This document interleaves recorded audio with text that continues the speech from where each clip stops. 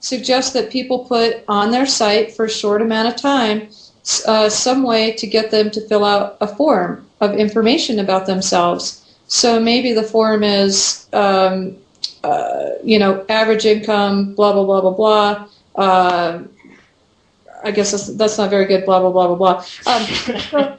Let me think about this for a second. So we'll want to do age. We'll want to do income. We'll want to do zip code, because that'll tell us where they're coming from, basically if they're coming around the whole country or just around a particular area. How you heard about us, and maybe male, female, married or single is a good one. Kids or no kids is another very good demographic to know. So those basics are good demographics, and then you can maybe offer them like a free gift or something for filling that out, or some sort of incentive to actually get the customers that come to your site to fill that out. There's really, not that I'm aware of, you might know something more than I do on this, on the back-end marketing on websites, but I don't think there's really a way of tracking demographics through any sort of logarithms or anything like that. The best you can do is track where in the world they're coming from.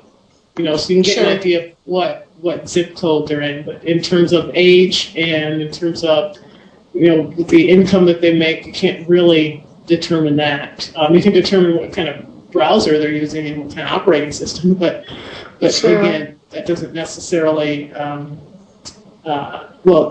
determine how what the income is, unless they're using Macs, because apparently if you're using a Mac, then you have all this kind of money to afford a Mac, so that might be the right.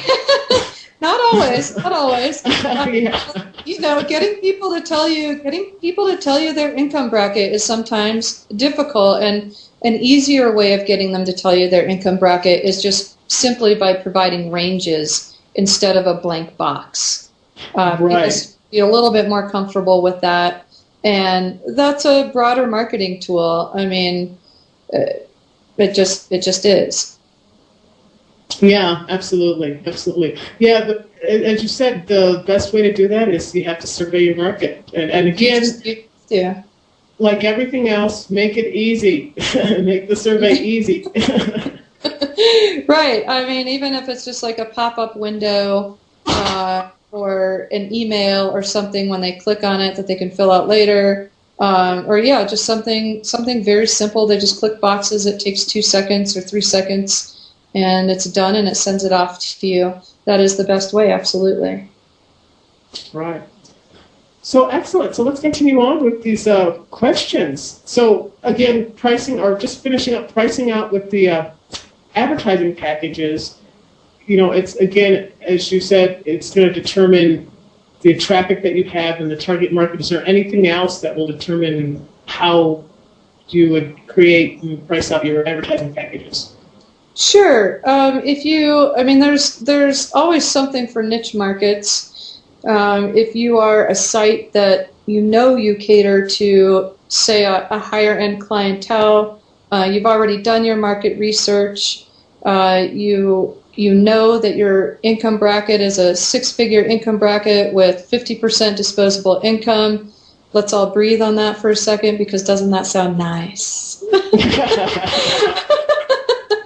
Very nice. Sure, but if you know your niche market and say you are really catering to such a high-end clientele, and even if you only get 100 hits a month, but your clients are staying on your site for 10, 15 minutes at a time, they're really interested in what's going on your website, then absolutely you can charge quite a bit more for something like that than an average website.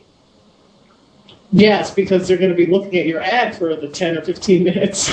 Sure. So if there's a constant stream of information, it's repetitive, it's a high-end clientele with disposable income, and it's proven. So anytime you have some sort of proven site with proven marketing research on the back end, then yes, you can structure your pricing accordingly.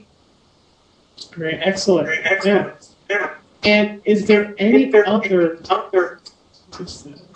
other feature or any other aspect that